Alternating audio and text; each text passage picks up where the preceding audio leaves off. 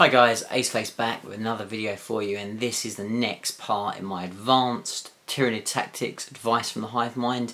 If you haven't already, do check out the first part, which is all about shooty Tyranids, and there will be a link with it just there or there, something like that. You click on that and see the first video, and in that I go through some basic tactics to build your army on, and that will still play a part in this video. So if you're interested in it, in hearing when I talk about the core of the army and you want to hear details about that, do check out that first video. It will help you out. So as always, thank you very much for watching this video. Please do hit the subscribe button and the like button. It helps me tons, and if there's anything in the video that you want to ask questions about or you want to comment about and you want to share your experiences, do chuck it in the comments below. It helps everybody else and it helps me out. So jumping straight in, so what this video is about is it's about competitive tactics and competitive builds and competitive units within the Tyranid arsenal. Now we're talking about units from the index at the moment, and we're talking about units from the Forge World Imperial Armour. So I'll be quoting units from both those two books. So if you want to follow me, that's kind of what we want to look for. And what I'm going to cover today is I'm going to cover assault style lists, assault style units, how to use them, what to go for, and how best to optimize that play style. And what I'm going to call this play style is called an impact play style. So this is all about making an impact, and it doesn't need to be an alpha strike army, and we'll talk through why that's the case with this particular build as we go into it. But it's an impact style of play, and that's kind of ultimately what it kind of works round to. So in the previous video, obviously we talked about the core, and again you want to start off with that core. That core gives you that building block of your army that means it can take objectives, and it kind of gives you stability. It gives you stability at the back of the board, it gives you stability in the middle of the board, so you kind of still need that in your army. I would have the caveat with this particular style of army: if you go for the impact version, you can go all out impact. Now that's a lot of fun, and it's something that I love playing, absolutely love playing, but I would say it with a little bit of a caveat that it is a risk. If you go for all out impact with no core, so i.e. no units that are going to be the stability behind your army, the ones that are going to capture those objectives in your back line, the ones that are going to capture objectives in the middle of the board, and the ones that will be able to, you know, pad out, you know, just be your real kind of boring dog's body units that will do that job. If you don't have those units, you really do need to absolutely go for the jugular, because if you don't potentially cripple your opponent army so significantly, and that's particularly hard in 8th edition, it's very, very difficult to be able to win the game ultimately. And ultimately it comes down to winning the game. It doesn't matter how much damage you do, you've got to be winning the game, and to win the game you need to hold those objectives, and to hold those objectives with an all-out impact army is particularly difficult. So you've got your core. Now how do you go about the next part? So let's talk about some units that really focus heavily in the impact section and your kind of major assault. So let's start in the troops choice, because unlike your shooting army, a lot of the units do come in that. I say a lot of them. There's two big units that come in that troop section that are very handy for that impact role. And we'll start off with a key one. We'll start off with the all-stars, and probably the all-stars of this whole index. Point for point and hit for hit, they are your most point efficient, all-round good heavy lifting unit, and that is the Gene Stealers. Now the Gene Stealers, Games Workshop have messed around with their points a little bit. They've gone up, they went down, they went up again. So that's kind of points wise, sorry, I should say that's in the cult index. I'm getting confused myself now. But the Gene Stealers anyway, going back to, as I said, Gene Stealers, very, very crucial unit, very crucial unit. And the reason why they're crucial is a lot of the other units that we'll talk about, and we'll talk about in quite a lot of detail, have got the ability to cause an awesome amount of damage. They are brutal combat units, but very, very few of them have the ability to hit multiple targets and to be able to hit chaff and kill it off quick enough to be effective. Gene Stealers will do that. So if you're playing an impact army, you need to be taking Gene Stealers. So you want to be taking, and when you're talking about Gene Stealers, there is no point in taking 5s and 10s of Gene Stealers. You need to be taking 15s or 20s. So when you get to the 10 threshold, they then get an extra attack. You always want to be having that extra attack, but you don't want to just be taking 10, because anybody that is clever enough that's against you is going to take out one Gene Stealer and take out your buffs. So you need to be taking bare minimum of 15 and 20 if you can afford it. 20 does get expensive, but you need to be taking a bare minimum of 15. Now those Gene Stealers, you always want to take the Talons. The reason why you always want to take Talons is there are some really hard hitting lists out there which consist of armies that are spamming chaff that has invuln saves. Now we're looking at you particularly, Brimstone Horrors, Plague Bearers, that type of unit, and shield drones potentially, even though majority of our players tend to take the gun drones, but you're looking at those type of units.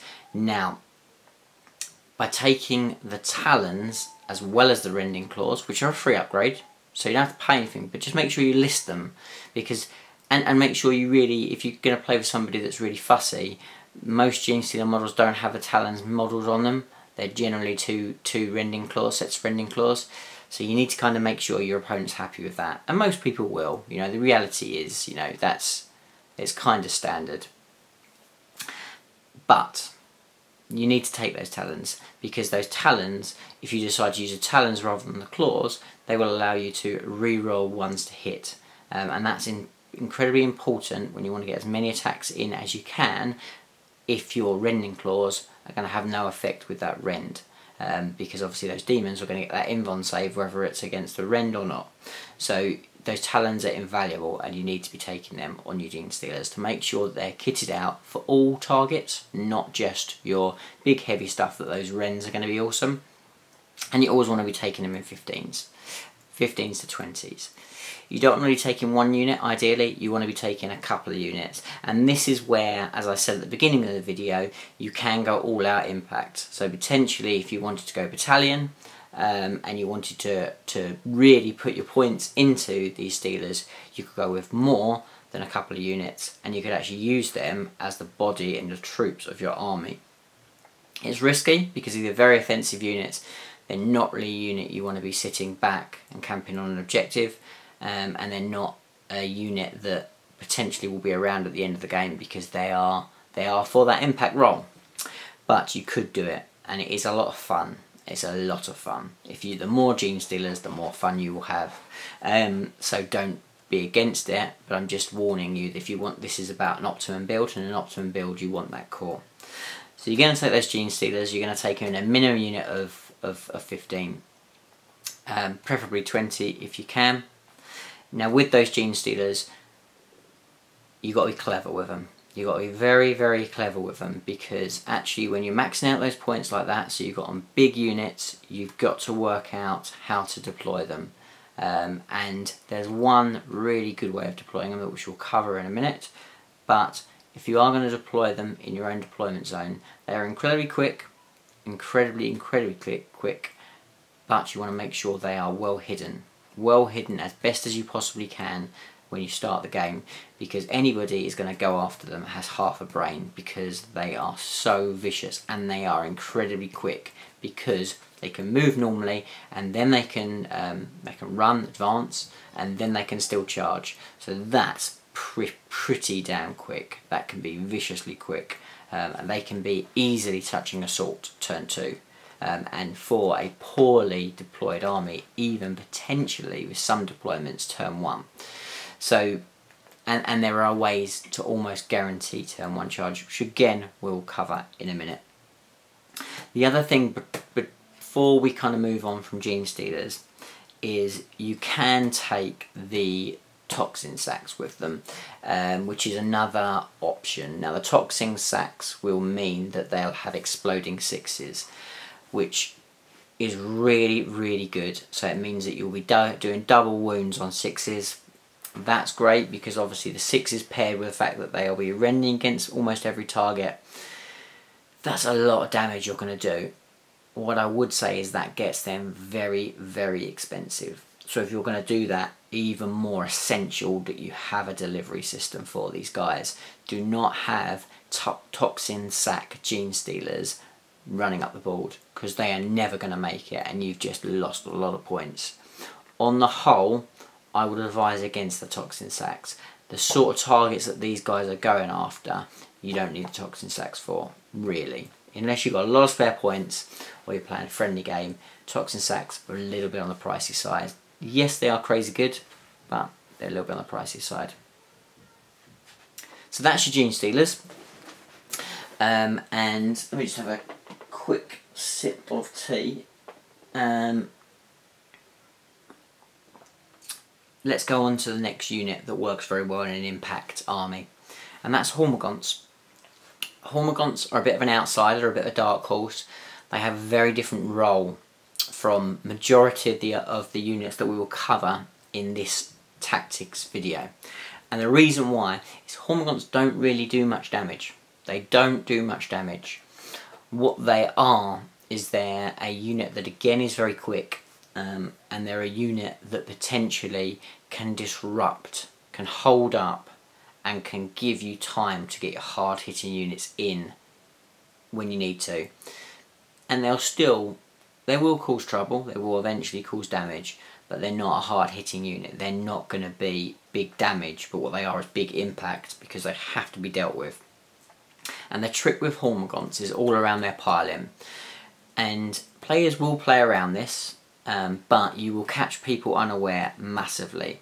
So basically, when you charge something, you have the consolidation at the end, and let's kind of go into it a little bit. So, Bounding Leap, whenever this unit piles in and consolidates, it can move up to 6 inches.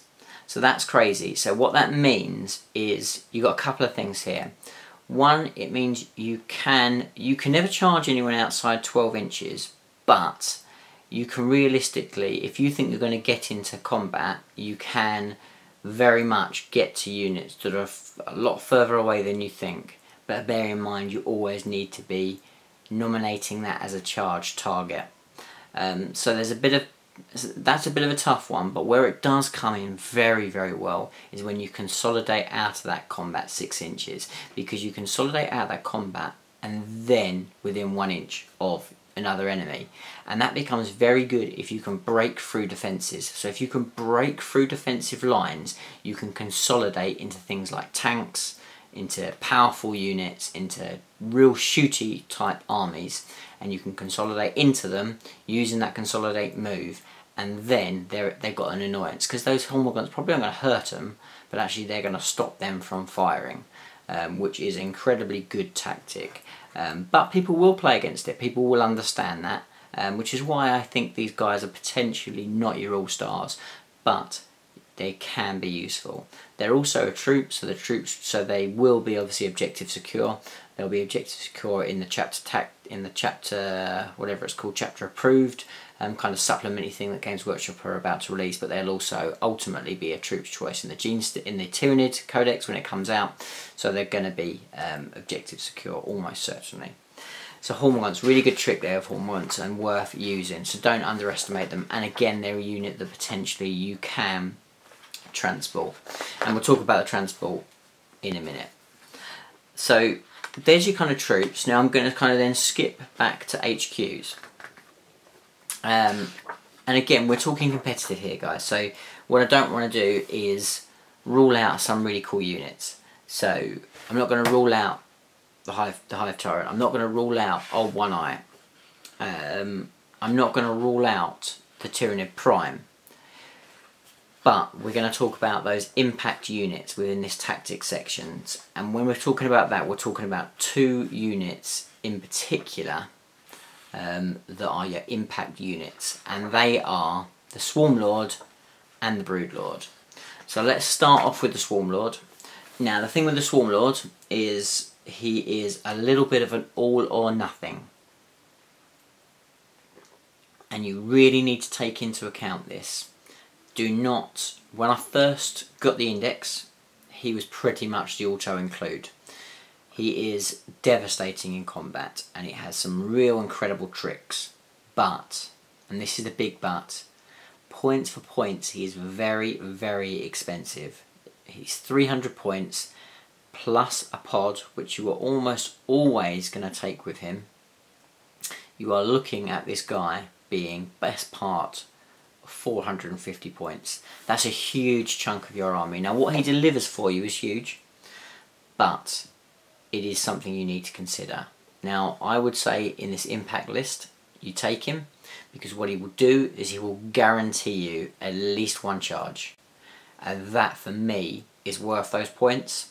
But there is an argument to say that you could potentially bring in more Gene Stealers that point for point are a better investment. You can bring in other units that point for point are a better investment.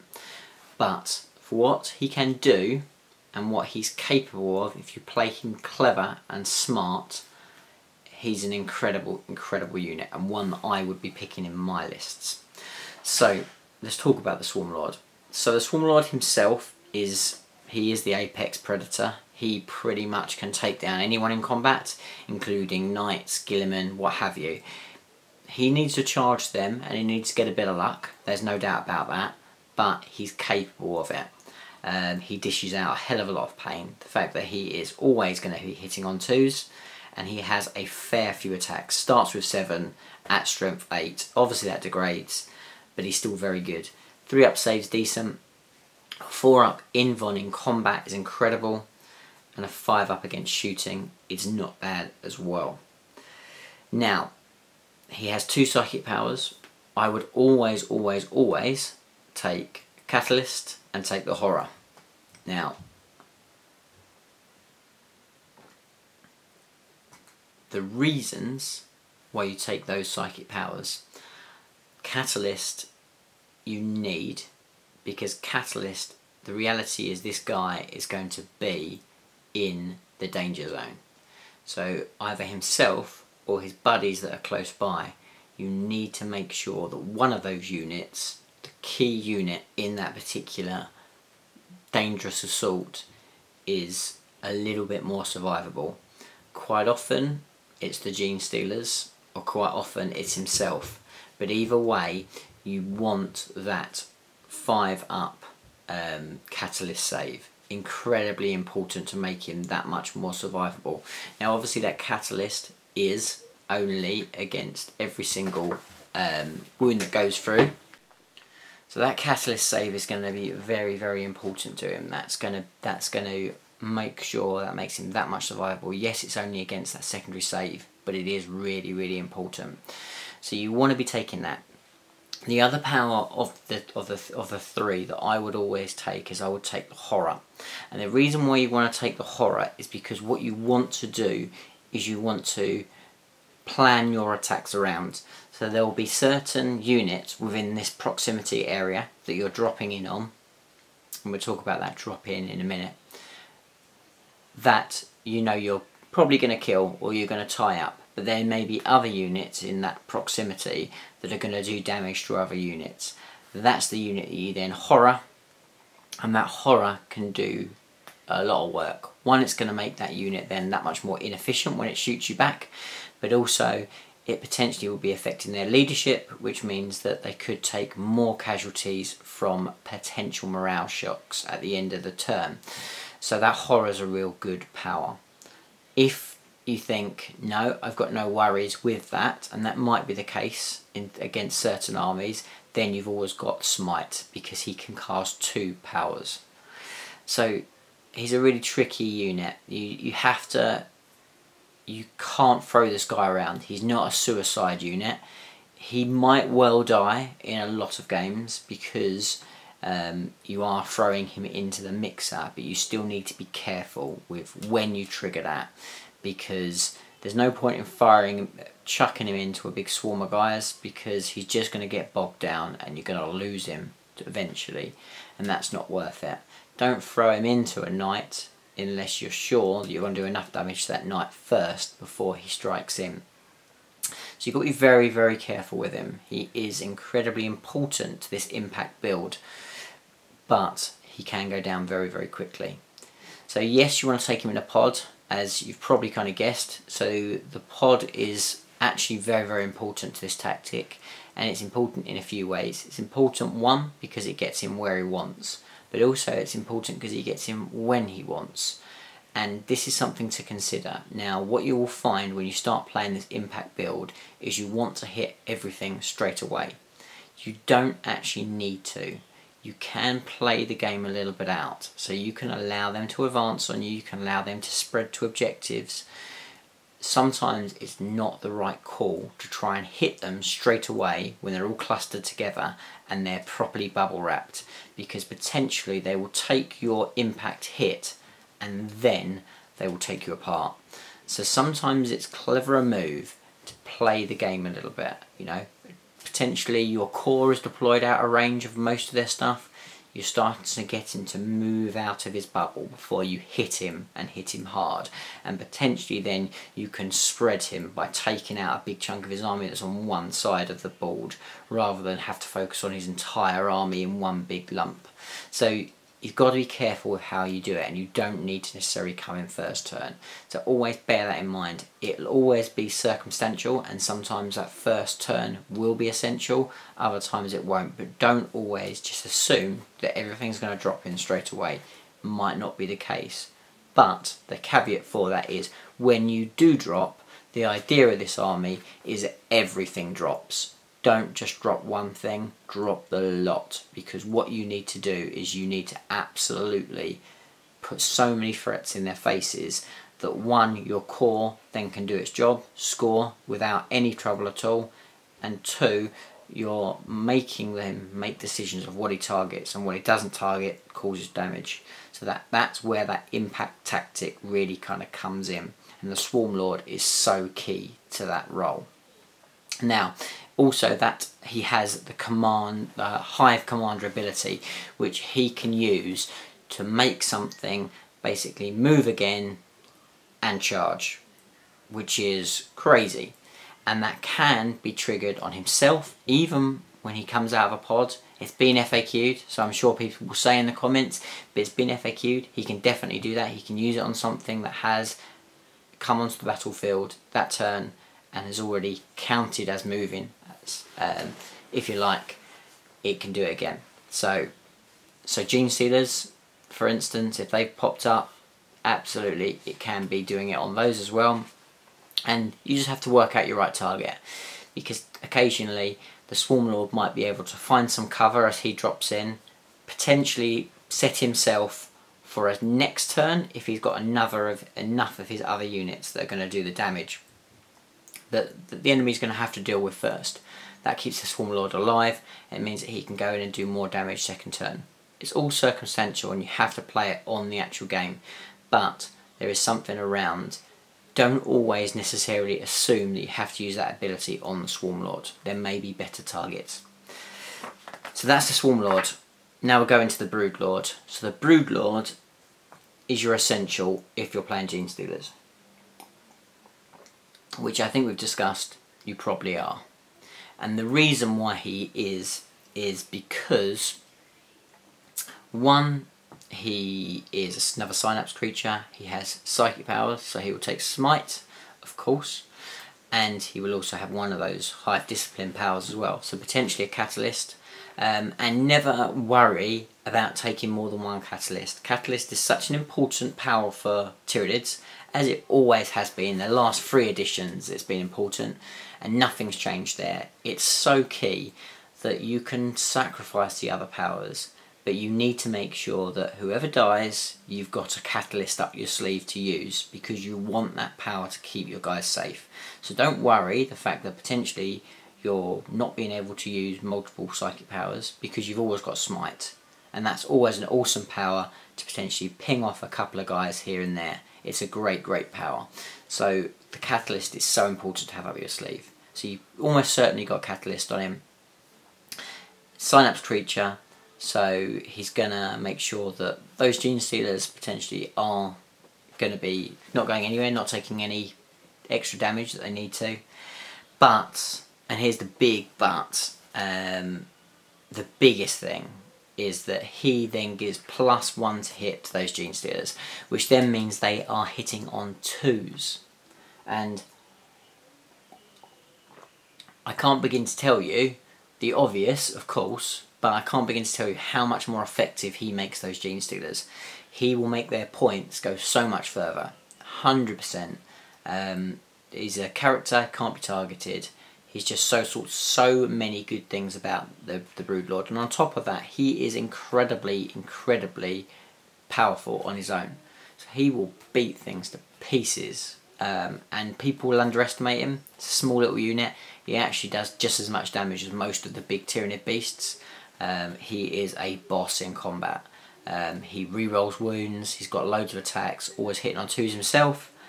He's crazy good, with awesome render standard, and if he hits the 6s, nothing's getting a save unless it's an invuln. So, really reliable, great unit that will do you a lot of work. And because he's small, he's a character, surprisingly survivable.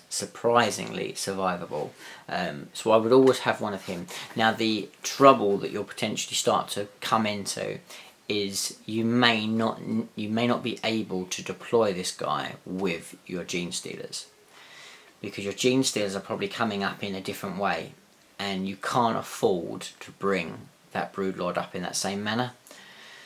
So the Broodlord is going to have to do a little bit of foot slogging. He's major quick, he's pretty small, so you can be clever with him, and you'll have enough other units on the board by this point to make sure that he's not the closest target.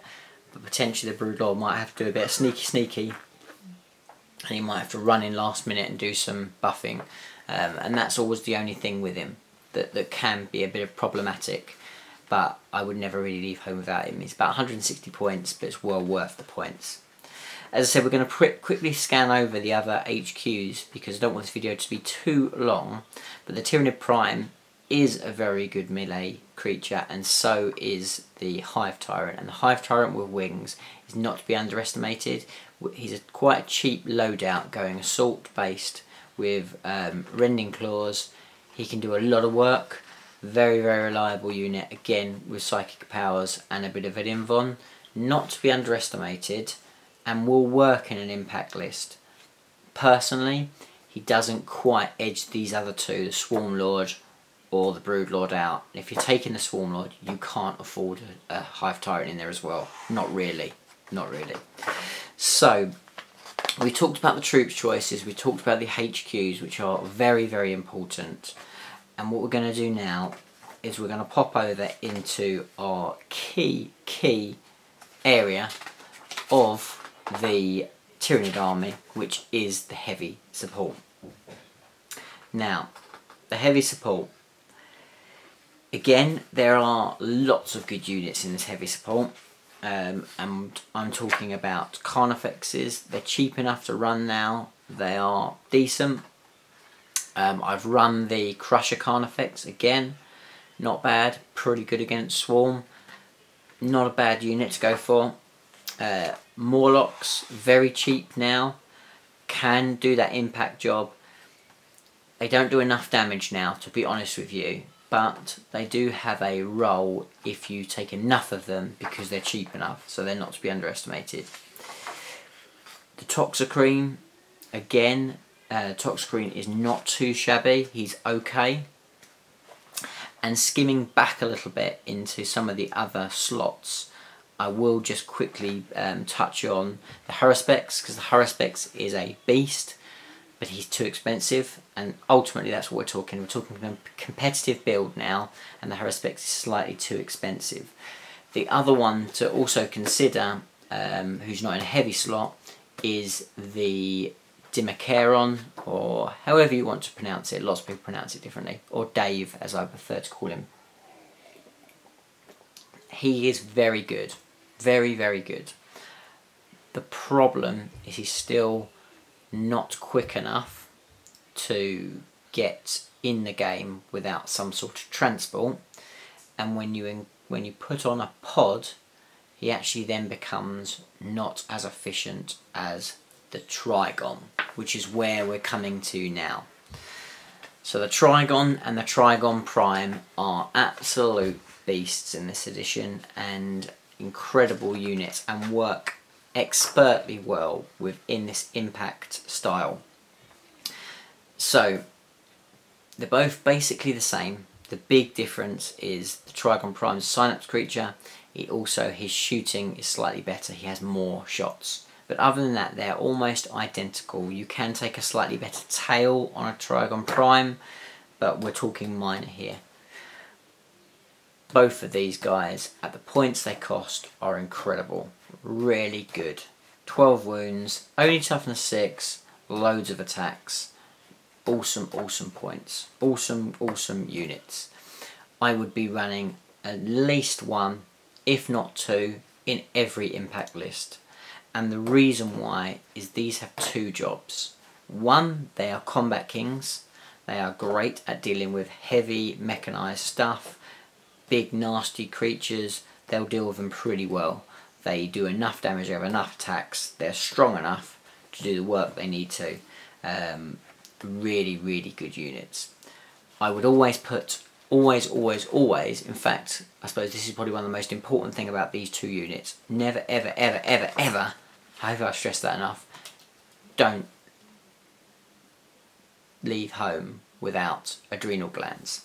So adrenal glands are absolutely incredible, because what they mean is they mean that charge range when these guys pop up, because they can deep strike in the old term 9 inches away from your opponent, and then obviously they can charge like everything, but the adrenal glands means they charge an extra inch, so they've suddenly gone from needing a 9 to needing an 8.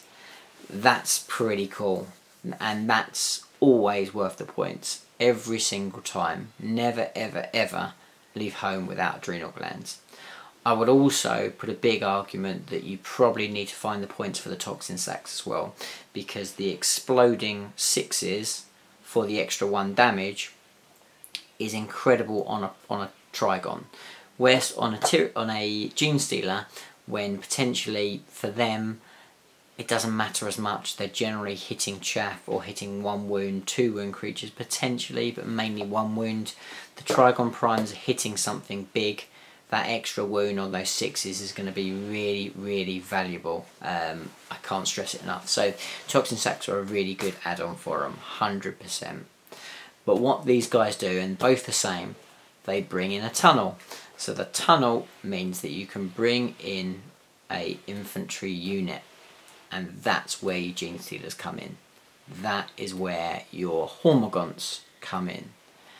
They then make this whole list work, this whole philosophy, this impact style, because what they can do, they pop up, in come the Gene Stealers, and then you're looking at Gene Stealers charging, Trigons charging, the Swarm Lord charging,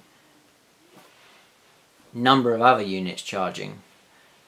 It's very, very powerful, because what you've got is you've got it all hitting at the same time when you want it to hit, with the Swarm Lord making sure that one of those units guarantees to hit. Then you've got the Trigons with a -1 to their charge, meaning that, or +1 to their charge, meaning that they will hit more often than they don't. And then you've got a reroll in there as well for your command points. So you've got a very good chance of getting majority of those units in on one turn, and then they will cause so much trouble, so much grief to majority of armies, then they're really going to have to deal with them. And they may deal with them. There's enough shooting and there's enough dangerous stuff within the game that potentially they will deal with them. But by that point, you've got on those objectives, you whittled them down, you've killed a lot of their dangerous stuff, and your core is then taking the game home for you. And that's where this tactic really works, and where it becomes really effective. So the build that you go for is completely up to you. So you can go for multiple Trigons, you can go for multiple Trigon Primes, you can go for lots of units of Gene Stealers, you can go for just big units of Gene Stealers, you can go for multiple Broodlords, whatever you like to go for, and obviously you can go for Swarm Lord. You can build it in lots of different ways, but ultimately you'll still get that impact style, which is all about dropping in and absolutely smashing in whenever you want. And the big thing about it is, I can't stress enough, it's whenever you want. You trigger that when you want to, and as long as you've got a survivable core that is going to take minimal casualties at range, which is, you know, not to say that that's a guaranteed, but this will really make them think, and that impact will literally scare the living daylights out of your opponents and will put the biggest smile on your face all day long. So that's the style, that's the tactic. Hopefully that's been really helpful. As I said, I will put a caveat in, try the 100% impact and go for all offensive units. It's incredibly fun, probably won't work in a competitive format, it will catch you out, but a lot of fun. So thank you for watching. In the next video I am going to turn the filth dial to 11, and we're going to talk about Tyranid friends and building a list with the cult and Tyranids, and potentially even a bit of Astra Militarum. So exciting stuff, and we are really taking it to overdrive on the filth level. It's not for the faint-hearted, but join us back very soon for the next and the final part in this free episode series. Thanks for watching, guys, and I'll see you in the next video. Bye for now.